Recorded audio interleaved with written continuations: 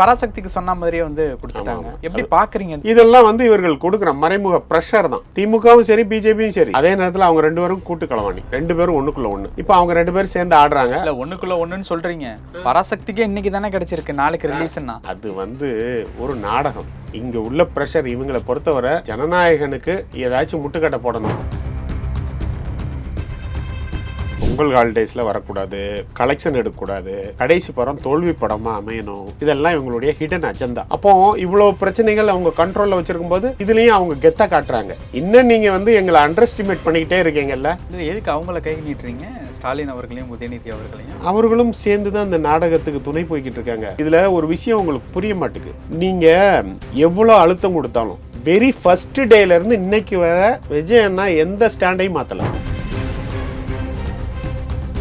இன்னைக்கு எங்களுடைய அரசியல்ல வச்சு இப்போ நீங்க அவங்களுடைய பொருளாதாரத்துல நீங்க விளையாடுறீங்க. அது ஒருத்தருடைய பொருளாதாரம் மட்டும் இல்ல, அந்த படத்துல எத்தனையோ தொழிலாளர்களுடைய உழைப்பு இருக்கு. அது மட்டும் இல்ல, அந்த படம் ரிலீஸ் ஆகும்போது அதுல ஒரு பொருளாதார கட்டமைப்பு இருக்கு. அந்த தியேட்டர்கள், அதுல உள்ள வருமானம், அதை நம்பி சின்ன சின்ன வியாபாரங்கள் நடக்கிறது எல்லாம் சேர்ந்து நீங்க எல்லாத்துலயும் விளையாடுறீங்க. அது மட்டும் இல்லாம உங்களுடைய ஆளுமையை காட்டுறீங்க. இங்க திமுக, அங்க பிஜேபி ரெண்டு பேருமே தான். இவங்க ரெண்டு பேரும் ஒண்ணுக்குள்ள ஒண்ணுதான். நீங்க எப்படி வேணாலும் நினைச்சுக்கோங்க. இவங்க ரெண்டு பேரும் சேர்ந்துதான் படம் எடுக்கணும்னு முடிவு பண்ண உடனே நான் ப்ரொடியூசர்கிட்ட சொன்னேன், சார் சும்மாவே என் படத்துக்கு ஏகப்பட்ட பிரச்சனை வரும். நான் இப்போ அரசியல் கட்சி வேற ஆரம்பிக்கிறேன்னு டிக்ளேர் பண்ணிட்டேன். இது என்னோட கடைசி படமும் டிக்ளேர் பண்ணிட்டேன். எவ்வளோ பிரச்சனை வந்தாலும் தாங்குவீங்களா? இன்னமும் நீங்கள் எடுக்கிறதுல உறுதியாக இருக்கீங்களான்னு கேட்கும்போது ஸோ பிரச்சனைகள் வரும் அப்படிங்கிறதெல்லாம் தெரிஞ்சு தான் பண்ணுறோம். எங்கள் ஜனநாயகம் என்னைக்கு வந்தாலும் எங்களுக்கு அது திருவிழா தான். கொண்டாடி தள்ளுவோம். உனக்கு வயிறு எரியும் அப்படின்னா அதை நாங்கள் 10 மடங்கு பண்ணுவோம்.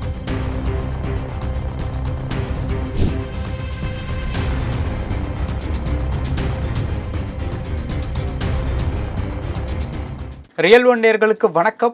இன்று நம்மளுடைய நேர்காணலுக்கு தாவேகா ஆதரவாளரான திரு பம்மல் கந்தசாமி அவர்கள் இணைஞ்சிருக்காங்க. சார் வணக்கம். வணக்கம். எப்படி இருக்கீங்க? நல்லா இருக்கேன். நினச்ச மாதிரியே வந்து யூஏ சர்டிஃபிகேட் கொடுக்கணும்னு ஹைகோர்ட் சொல்லிட்டாங்க. ஹாப்பியா? சந்தோஷம்தான். ஆனாலும் அடுத்த ஸ்டேஜுக்கு போயிருக்குல்ல, பார்ப்போம். மேல்முறையீடு அப்ளை பண்ணால் திங்கக்கிழமை அன்னைக்கு விசாரணைக்கு எடுக்கணும் அப்படின்ட்டு வந்து சொல்லியிருக்காங்க. வாய்ப்பு இருக்கா?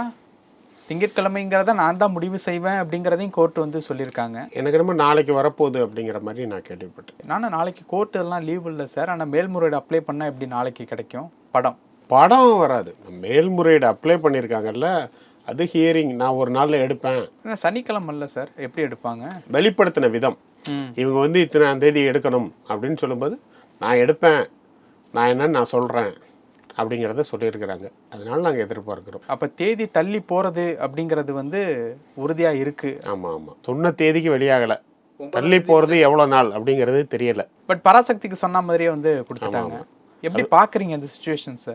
இல்லை, இது மலேசியாவில் அந்த ஆடியோ லான்ச்சில் விஜய் அண்ணா சொல்லியிருப்பார். என்ன சொல்லியிருப்பாருன்னா, இந்த படம் எடுக்கணும்னு முடிவு பண்ண உடனே நான் ப்ரொடியூசர்கிட்ட சொன்னேன், சார் சும்மாவே என் படத்துக்கு ஏகப்பட்ட பிரச்சனை வரும். நான் இப்போ அரசியல் கட்சி வேற ஆரம்பிக்கிறேன்னு டிக்ளேர் பண்ணிட்டேன். இது என்னோட கடைசி படமும் டிக்ளேர் பண்ணிட்டேன். எவ்வளோ பிரச்சனை வந்தாலும் தாங்குவீங்களா? இன்னமும் நீங்கள் எடுக்கிறதுல உறுதியாக இருக்கீங்களான்னு கேட்கும்போது ப்ரொடியூசர் கண்டிப்பாக அப்படின்னு அவர் அப்போ எந்திரிச்சு கூட அதை வழிமொழிஞ்சார். ஸோ பிரச்சனைகள் வரும் அப்படிங்கிறதெல்லாம் தெரிஞ்சு தான் பண்ணுறோம். இதில் என்னென்னா இவங்க எக்ஸ்போஸ் ஆகிக்கிட்டே போகிறாங்க. இது ஒரு சாதாரண விஷயமா கடந்து போய் விட்டுருக்கலாம். எத்தனையோ படங்கள் வருது பொங்கலுக்கு, அதில் ஒரு படமாக வந்து போயிருக்கலாம்.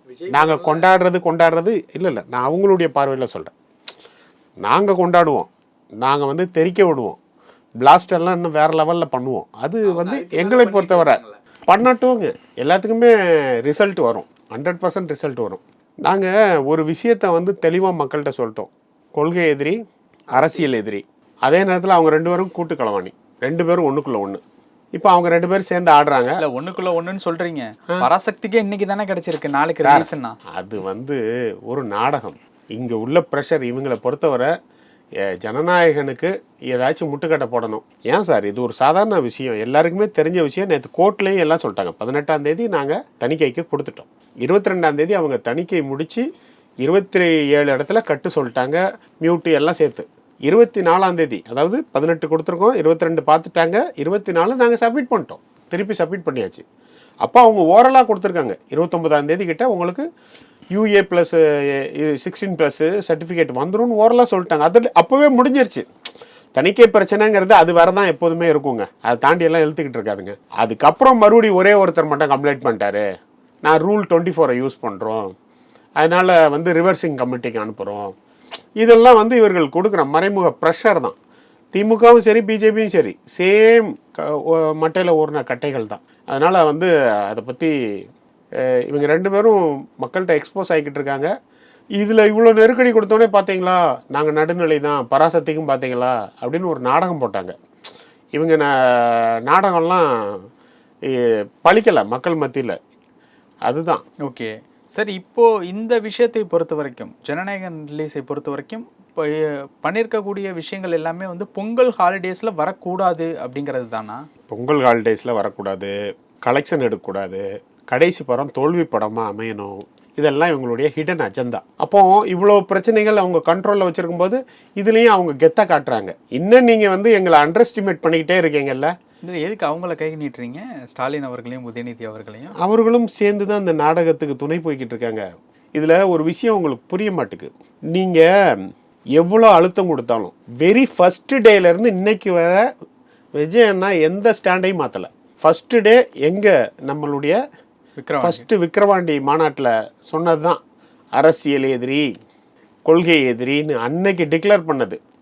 நீங்கள் என்ன அழுத்தம் கொடுத்தாலும் மாத்திர ஆள்லாம் நம்ம கிடையாது. பல இடங்களில் நீங்கள் பெரிய ப்ரெஷர் கொடுக்கும்போது அமைதியாக கூட இருந்திருக்கும். அமைதியாக இருந்ததுக்கு காரணம் அன்னைக்கு சட்ட ரீதியாக சில விஷயங்களை நாங்கள் அணுகணும் அப்படிங்கிறதுக்காக. சட்டத்தையும் நீதிமன்றத்தையும் நாங்கள் முழுசாக நம்புகிறோம். இப்போ அதை வச்சு தான் கேம் விளையாடிட்டு இருக்காங்களா? என் ரிசல்ட் வரும் பாருங்க. இந்த நீதிபதி கூட என்னெல்லாம் சொன்னாங்க, தணிக்கைத்துறை நீங்கள் பண்ணுறது சரியில்லை, இது வந்து ரொம்ப முரணாக இருக்குது, இப்படி நீங்கள் சினி ஃபீல்டில் ஒரு பெரிய படங்களில் முடக்கிற வேலையை உங்களுடைய இதெல்லாம் காட்டக்கூடாது. இன்னைக்கும் விமர்சனம் பண்ணாங்க, அன்னைக்கும் விமர்சனம் பண்ணாங்க. பட் அவங்க சைட்லேருந்து எதிர்ப்புகள் அப்படிங்கிறது கொடுத்துக்கிட்டே தானே இருக்காங்க. இருக்கட்டும், அதான் நாங்கள் சட்ட ரீதியாக அதை அணுகுவோம். இல்லை சார், இழப்புங்கிறது இந்த சைடு தானே இருக்கு. நாள் தள்ளி போக படத்துக்கு 2026 மிகப்பெரிய இழப்பை சந்திப்பாங்க. 2026 அவர்களுக்கு எங்களுக்கு நீங்க இன்னைக்கு பொருளாதார இழப்பை ஏற்படுத்துறீங்க. இன்னைக்கு எங்களுடைய அரசியல்ல வச்சு இப்போ நீங்க அவங்களுடைய பொருளாதாரத்துல நீங்க விளையாடுறீங்க. அது ஒருத்தருடைய பொருளாதாரம் மட்டும் இல்ல, அந்த படத்துல எத்தனையோ தொழிலாளர்களுடைய உழைப்பு இருக்கு. அது மட்டும் இல்ல, அந்த படம் ரிலீஸ் ஆகும்போது அதுல ஒரு பொருளாதார கட்டமைப்பு இருக்கு. அந்த தியேட்டர்கள், அதுல உள்ள வருமானம், அதை நம்பி சின்ன சின்ன வியாபாரங்கள் நடக்கிறது, எல்லாம் சேர்ந்து நீங்க எல்லாத்துலயும் விளையாடுறீங்க. அது மட்டும் இல்லாம உங்களுடைய ஆளுமையை காட்டுறீங்க. இங்க திமுக, அங்க பிஜேபி 2 பேருமே தான். இவங்க 2 பேரும் ஒண்ணுக்குள்ள ஒண்ணுதான். நீங்க எப்படி வேணாலும் நினைச்சுக்கோங்க, இவங்க 2 பேரும் சேர்ந்து தான் இந்த வேலையை பண்றது. மறுபடியும் அதே வார்த்தை. 2 பேரும் ஒண்ணுக்குள்ள ஒண்ணு, 2 பேரும் சேர்ந்து தான் இந்த வேலையை பண்றாங்க. திமுகவினுடைய விமர்சனம் எந்த அளவுக்கு ரொம்ப டெப்தா இருக்கு அப்படிங்கிறதுக்கு நான் ஒரு உதாரணம் சொல்றேன். இப்போ தெலுங்குல பகவந்த் கேசரி படத்தினுடைய இயக்குனரோட பேர் வந்து அனில் ரவிபுடி. இப்போ அந்த படத்தினுடைய ரீமேக் தான் ஜனநாயகன். பார்த்தீங்களா, அதிலே அனில் வருது அப்படின்னு சொல்லிட்டு அரசியல் விமர்சகரான வேல்விச்சி செந்தில் அவர்கள் ஒரு விமர்சனம் வந்து போட்டிருந்தார் 2 நாளுக்கு முன்னாடி. உனக்கு வேற புத்தியே கிடையாதா? ஏன் உனக்கு அது மட்டும் தான் தெரியுமா? அதை மட்டும் தான் பாப்பியா? புரியுதா? இப்ப இவர் சொன்ன விமர்சனத்தால ஒரு ஆக்கப்பூர்வமா ஏதாச்சும் எங்கேயாச்சும் இருக்கா? ஆக்கப்பூர்வமானது இப்ப அனில்னு அங்க கண்டுபிடிச்சதுனால இப்ப ஆக்கப்பூர்வமா மக்களுக்கு நீ இப்ப என்ன சொல்ல வர? இல்ல வந்து அரசியலுக்கு என்ன சொல்ல வர? நீ வந்து ஃபர்ஸ்ட் மண்டையில உள்ள கொண்டைய மர, அப்புறம் நம்ம அணிலை பற்றி பேசலாம். இல்லைப்பா, அவர் அதுக்குமே ஒரு உதாரணம் சொல்கிறாரு. அரசியல் விமர்சகர் பத்திரிகையாளர் சோ அவர்கள் வந்து அதிமுகவுக்கு ரொம்ப இணக்கமான ஒரு உறவில் இருந்தார். ஆனால் அவரே ஒரு கட்டத்தில் மத்தியில் பிஜேபி வரணும், ஸ்டேட்டில் வந்து அதிமுக வரணும் அப்படின்ட்டு வந்து சொல்கிறாரு. ஆனால் அவருக்கு பேர் வந்து பத்திரிகையாளர், அரசியல் விமர்சகர். நாங்கள் இப்படி பண்ணால் நாங்கள் வந்து உடன்பிறப்புகள், இந்த மாதிரியான வார்த்தைகளில் விமர்சனம் பண்ணுறீங்களா? திமுக மேடையில் போய் பேசுறியே, திமுக கட்சிக்காரங்க கூட உட்காந்து தானே எல்லா மேடையிலையும் உட்காந்து திமுக மேடையில் உள்ள நீங்கள் அந்த மீட்டிங்கே நீ ஹோஸ்டிங் பண்ணுற வேலையும் பண்ணிக்கிட்டு இருக்க தானே செய்கிற. இப்போ கோபிநாத் அவர்களும் பண்ணுறாங்க அரசு நிகழ்ச்சிகள் எல்லாமே. கோபிநாத் கட்சி மெம்பரா இல்லை இந்த மாதிரி உட்காந்து எல்லா இடத்துலையும் உட்காந்து பேசிக்கிட்டு இருக்காரா? திமுகவுக்கு சொம்படிக்கிறது, சிங்சா போடுற வேலையெல்லாம் நீ தானே பண்ணிக்கிட்டு இருக்க. அப்போ உன்னை பற்றி தானே அந்த கேள்வி கேட்பாங்க. நான் என்ன சொல்கிறேன், நீங்கள் பண்ணக்கூடாதுன்னா நான் சொல்லவே இல்லைங்க. நீங்கள் பண்ணுங்க நேர்மையாக. ஆமாம், நான் திமுக ஆதரவாளர்னு போட்டுக்கோ, கட்சிக்காரன் கூட போடாத ஆதரவாளர்னு போட்டுக்கோ, யார் வேண்டாண்ணா? இப்போ அவரை மட்டுமே நான் சொல்லணும்னு இல்லை, எங்களுடைய இதே இப்போ ஓப்பனாக சன் டிவிலே போய் நம்ம உட்காந்தோன்னு வைங்களேன், டிவிக்கேன்னு ஒருத்தர் உட்காந்துருப்போம், இடதுசாரின்னு ஒருத்தர் உட்கார வைப்பாங்க, அப்புறம் வந்து அரசியல் விமர்சகர்னு ஒருத்தர், பத்திரிகையாளர்னு ஒருத்தர், திமுகவில் ஒருத்தர், இந்த மாதிரி ஒரு 5 பேர் பேனல்ல உட்காந்துட்டு ஒரு ஆளை உட்கார வச்சு பேசுவாங்க. அந்த ஒரு ஆளுக்கு பேசவும் வாய்ப்பு கொடுக்க மாட்டாங்க. இந்த மாதிரி இன்னும் பல அவருடைய ஆதரவு சேனல் எல்லாம் இருக்கு. இதெல்லாம் நாங்க ஹேண்டில் பண்ணிப்போம். இதெல்லாம் விஷயம் கிடையாது. மக்கள் பார்த்துக்கிட்டு இருக்காங்க. மக்கள் முட்டாள் கிடையாது. ஃபர்ஸ்ட் அதை புரிஞ்சுக்கோங்க. மக்களுக்கு எல்லாமே தெரியும். நீ என்னென்ன செய்யற எல்லாமே தெரியும். திமுக எப்படின்னா, திமுகக்கு இன்னைக்கு காங்கிரஸ் உள்ள இருக்கு. நாளைக்கு காங்கிரஸ் வெளில வரட்டுமே, டக்குன்னு போய் பிஜேபி கூட ஒட்டிப்பாங்க. அவங்களால ஒட்டாமல்லாம் இருக்கவே முடியாது. திமுக வந்து இன்னைக்கு வர பிஜேபி எதிர்த்து சொல்லி தான் ஓட்டு வாங்கிட்டு இருக்கு. ஆனா அவங்க செய்யற ஒரு மோசமான விஷயம் என்னன்னா, பதவி சுகத்துக்காக என்ன வேணாலும் செய்வாங்க. கொள்கையெல்லாம் அவங்களுக்கு கிடையாது. கொள்கையெல்லாம் முடிஞ்சிருச்சு. திமுக ஆரம்பிக்கும் போது கொள்கை இருந்தது. இப்போ கொள்ளை, அதான் அவங்களுடைய கொள்கை. இன்னைக்கு மட்டும் காங்கிரஸ் வெளில போக சொல்லுங்களேன். இப்போ காங்கிரஸ் தானே உங்களுக்கு ஆதரவு குரல் கொடுத்துட்டு இருக்காங்க. மாணிக்கம் தாகூர், ஜோதிமணி அவர்கள். அதெல்லாம் நான் மறுக்கல. திமுக விட்டு காங்கிரஸ் வெளில வர சொல்லுங்களேன். டக்குன்னு போய் என்ன பேசுவாங்கன்னு சொல்லுங்க. ஃபர்ஸ்ட் என்ன பேசுவாங்கன்னு சொல்லுங்க. தயாநிதி மாறனுக்கு நீ வந்து என்ன இலாக்கா கொடுக்க போற? பிஜேபிட்ட போய் உட்காந்துருவாங்க. கனிமொழிக்கு என்ன போர்ட்போலியோ கொடுக்க போற? இந்த 40 எம்பிக்கள் அங்க போயிடுவாங்க. 40 இல்லை, அவங்க கட்சிக்காரங்க. அதை வச்சு அவங்க அங்கே போயிடுவாங்க. இது அவர்களுடைய கொள்கை. இதுதான் அவர்களுடைய கொள்ளை தான் அவர்களுடைய கொள்கை. நாட்டில் என்ன நடக்கிறது பற்றியெல்லாம் அவங்களுக்கு கவலை கிடையாது. இல்லை அவனை எப்படி அழிக்கிறது, இல்லை அவன் கூட எப்படி சேர்ந்துக்கிறது. இன்னைக்கு நீ அடி ஜனநாயகனை, நான் உனக்கு என்ன செய்யணும் சொல்லு. என்ன படம் ரிலீஸ் ஆகக்கூடாதா? அடக்கணுமா? நான் அடைக்கிறேன். நீ என்ன வேணாலும் பண்ணு. நீ என்னையும் திட்டிக்க, என்ன வேணாலும் பண்ணிக்கோ. அடுத்த எலெக்ஷனில் நீ ஜெயிச்சதுக்கப்புறம் இந்த பாரு காங்கிரஸ் வெளில போகிற மாதிரி இருக்கு. இவங்களாம் அங்கே சொல்கிறாங்க, பாரு காங்கிரஸ் ரொம்ப பேசுகிறாங்க, ஒரு வேளை வெளில போனால் நான் அவங்க கூட சேர்ந்துப்பேன், கவலைப்படாத. இதெல்லாம் ஒன்றுக்குள்ள ஒன்றுமே நடக்கலையா, இதே மாதிரி பேசிக்கிட்டே இருப்போம். நடந்ததா எல்லாம் சேர்ந்துப்போம். இவங்க எல்லாம் ஒரு சந்தர்ப்பவாதமாக மறைமுக கூட்டணி. இதை காங்கிரஸ் இப்போ உணர்ந்துகிட்டு இருக்கு. காங்கிரஸ் மட்டும் இல்லைங்க, இந்த கட்சியில் உள்ள எல்லா கட்சியில் உள்ள தொண்டர்களும் இப்போ அதை பற்றி யோசிக்க ஆரம்பிச்சிருக்காங்க. அதனால தான் வந்து தொண்டர்கள் ஒரு முடிவையும் தலைவர்கள் இன்னொரு முடிவையும் ஏற்படுத்தக்கூடிய ஒரு தேர்தல் இந்த தேர்தலில் பார்ப்பீங்க. திமுக கூட்டணியிலேயே தொண்டர்கள் ஒரு முடிவையும் தலைவர்கள் வேறு முடிவையும் எடுப்பாங்க. அப்போ அதோட விளைவு மக்கள் ஜனநாயகமாக மலர வைப்பாங்க. சார், இப்போ சனிக்கிழமை கோர்ட்டு ஹாலிடே அன்னைக்கு கூட இந்த விளக்கம் வரலாம். இல்லை, அவங்க வந்து திங்கக்கிழமை எடுக்கணும் அப்படின்னு சொல்லும்போது அவங்க கோர்ட்டில் சொன்ன பதில் எப்போ எடுக்கணும்னு எனக்கு தெரியும், நாளைக்கு கூட எடுக்கலாம் அப்படின்னு ஒரு ஃப்ளோவில் சொன்னதை வச்சு நான் சொல்கிறேனே தவிர எப்போ வரும்னு நமக்கு தெரியாது. தள்ளி கூட போகிறதுக்கு வாய்ப்பு இருக்கு. எப்படி வேணாலும் போகலாம். எப்படி போனாலும் நாங்கள் சட்டத்தையும் கோர்ட்டையும் நம்புகிறோம். எங்களுக்கு சாதகமாக ஒரு விஷயம் நடக்கும். அதே மாதிரி திமுகவும் பிஜேபியும் ஒன்று. மக்கள் இதில் பார்த்துக்கிட்டு இருக்காங்க. நீங்கள் இந்த ஒரு ஜனநாயக படத்தை நீங்கள் இப்போ இந்த லீவு நாளில் முடக்கி இதில் வந்து வசூலை பாதிக்க வச்சு மன உளைச்சல் ஆக்கி இல்லை ஏதாச்சும் பண்ணலாம், இல்லை இதை முடக்கிட்டு நீங்கள் பேரம் பேசலாம், எது நினச்சாலும் நடக்காது. எங்கள் ஜனநாயகம் என்னைக்கு வந்தாலும் எங்களுக்கு அது திருவிழா தான். கொண்டாடி தள்ளுவோம். உனக்கு வயிறு எரியும் அப்படின்னா அதை நாங்கள் 10 மடங்கு பண்ணுவோம்.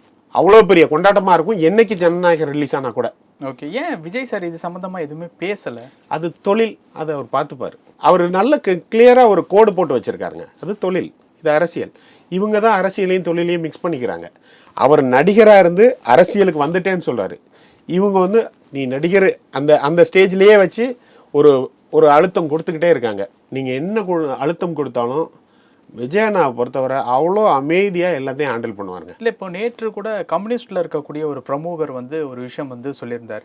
இந்த விஷயத்துக்குள்ளே பாஜக இருக்குது அப்படிங்கிறதுனால விஜய் அவர்கள் வந்து சைலண்ட்டாக இருக்காங்க அப்படிங்கிற மாதிரி ஒரு விஷயம் வந்து சொல்லி. நீங்கள் எந்த விஷயத்துல நீங்கள் சொல்லலை. பல விஷயங்களில் விஜயண்ணா சைலண்டாக இருக்காருன்னா இதனால தான் நீங்களாக சொல்லிக்கிறீங்க. நாங்கள் அதை மெச்சூர்டாக ஹேண்டில் பண்ணுறோம், அவ்வளோதான். உங்களுக்கு எதுக்கும் உள்ள வித்தியாசம். எத்தனையோ விஷயங்களில் எவ்வளவோ நடிகர்கள் எங்கேயுமே எதுக்குமே கருத்து சொல்லாமல்லாம் இருக்கிறாங்க. பேரெல்லாம் சொல்லணும்னு அவசியம் கிடையாது. அது அவர்கள் வேலையும் கிடையாது, தொழில். சரியா? விஜய் அவர்களுக்கு மட்டும் தொழிலாக இருக்கும்போதும் அன்னைக்கு நீ என்ன பண்ணல, இன்னைக்கு நீ என்ன பண்ணல, திடீர்னு ஏன் வந்த, இவ்வளோ கேள்வி கேட்பாங்க. நாங்கள் ஒரு பார்டர் போட்டு வச்சிருக்கிறாரு அவர். இதுக்கு முன்னாடி இது, இனிமே இது, அதையும் தெளிவாக சொல்லியிருக்காரு. இது என்னோட கடைசி படம், இனிமேல் நான் உங்கள் கூட இருக்க போகிறேன். அப்போ இது பார்டரை தாண்டுறது. இதுக்கப்புறம் என்ன நடக்குன்னு இங்கே தான் பார்க்கணும். அந்த இடத்துல போய் இதுக்கு உண்டான விஷயத்தை தேடக்கூடாது. ரெண்டும் தனித்தனி. இன்னைக்கு கூட இது ஒரு நடிகர், படம், ப்ரொடியூசர், சட்டம், கோர்ட்டு பார்த்துக்கிட்டோம். பல விஷயங்கள் பேசணும். நேரத்துக்கு ரொம்ப நன்றி சார். வணக்கம்.